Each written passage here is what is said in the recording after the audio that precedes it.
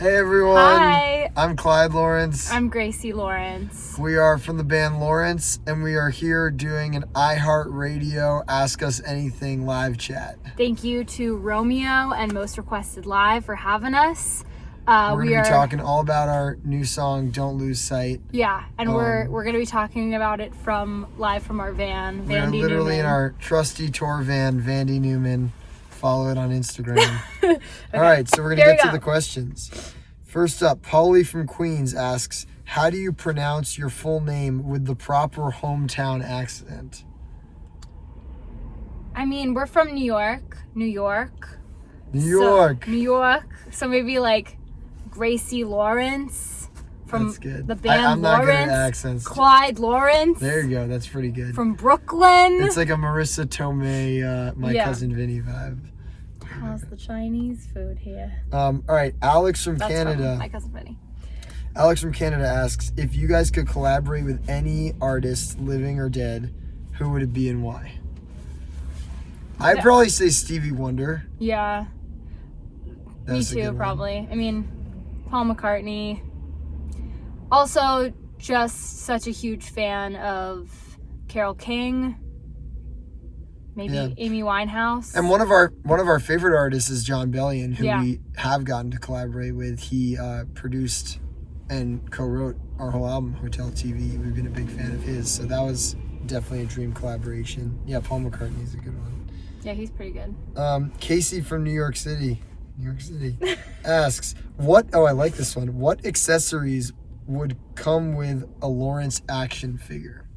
I would say the Clyde one would come with like a Mets foam finger or something, and like a copy of Settlers of Catan or something like that. Oh, that's cool. I don't have a good answer for this. Maybe like mine would come with, those little straws that you can sing really loud into and no one can hear it. It's like a way. I've never heard of that. It's like a singing warm-up thing where you can sing into a straw. That's cool. Maybe that's what mine would come with, just so everyone can sing right, as loud as they Gracie possibly in her spare want to. time just sings all the time, which is like not what I do. Yeah. Let's see. Okay, we've got Andy from Provo, Utah. We're actually in Utah filming this in our van right now. Andy from Utah asks, what's it like being a brother-sister duo in the music biz? Has there been a family duo that might have inspired you? That's cool. I mean, what it's like, I'll answer the first part of the question. I think, we're very close. We grew up like always playing music together, and I think that music has brought us even closer. Like, it is such a big part of our relationship, and we are constantly in communication about music, about working together on creative projects. So I don't think it's been very difficult in that sense. Like, I think we really enjoy working together as creative partners. I think that music really brings us together. Yeah. It's like the thing we bond over. I don't like anything else about Clyde except for his. Well, I think especially as being brother-sister, like, that's something we were really able to bond on. Like, I was really into baseball as a kid, but like you weren't as into baseball. Well, I pretended to be like into Pokemon just because like I thought you would like me. Yeah. Right. I really don't care about it at all. I'm trying to think, are there siblings duos that have inspired us? I mean, there's a lot of sibling bands. I know that everyone love, that I'm like gonna name Kinks has like broken up. And Oasis or the Bee Gees. They all a lot of them hate each other now, but so they don't inspire us personally so much as musically.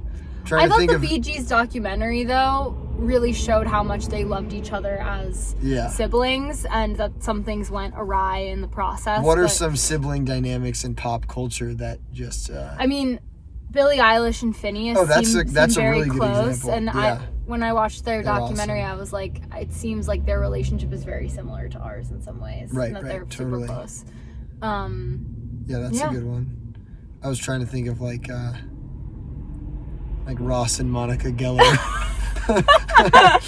or something from like something from a movie or a TV show. Right? No, that's really funny.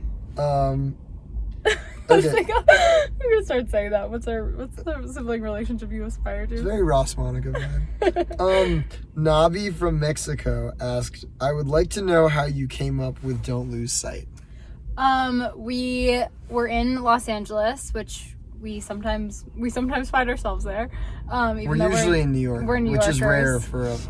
for a pop music group. Yeah, so we were in LA and we were working on writing some music, and at the same time that we were writing music, I am an actor also, and I found out that a part that I really wanted to get, I didn't get, which is very common in my life and I think in many lives of actors.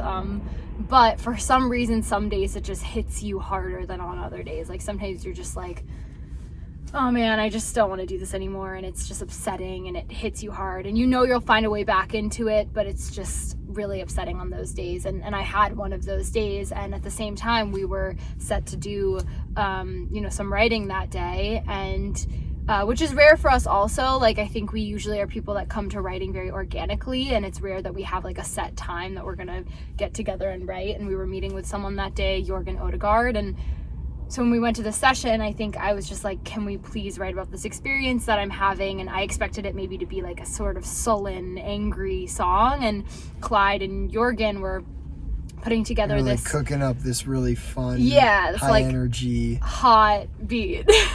And like just super fun, exciting, happy energy. And so it actually forced the song to be sort of an optimistic look at not losing sight of your goals and your dreams and all those lovely things. And I think that a funny thing about our songwriting in general is that a lot of our songs that could be perceived as the most like happy or optimistic, like Don't Lose Sight, often come from a place personally for us of like something negative. Yeah. Where it's almost like the writing of the song is the therapy. The verses that I sing in that song are about feeling really negative. I'm getting sick of the industry. And it's funny because most people assume that we're talking about the music industry there, which we're actually talking, at least at first, about Gracie saying the acting industry. Yeah. But the whole point of the song, hopefully that didn't ruin anything. The whole point of the song is that it's hopefully relatable no matter what industry you're in, or even if you're not talking about a work thing. Janet from St. Louis, we were just there, asks, if you were to meet your past self, wow, this is quite a question. If you were to meet your past self, who do you think would cry more from happiness, current you or past you? I rarely cry from happiness in general. Like I don't think I usually cry from sadness. Right. I think I would be, I don't know that I would cry. I think I would be just so fascinated in both directions. I mean, I also don't feel that I've changed very much. Yeah. I think you haven't. Past me would be thrilled to know that I haven't gone bald yet. I just have this, I'm super not a person that particularly focused on my appearance, but I've had a total instinct since I was a little kid that I was like, oh, I'm going to go bald. That's like, when I saw bald people, I was like, that's me. In spirit. Right. When I saw gorgeous people. When I saw models. Nothing against bald people. I'm empathizing. I'm right there with it.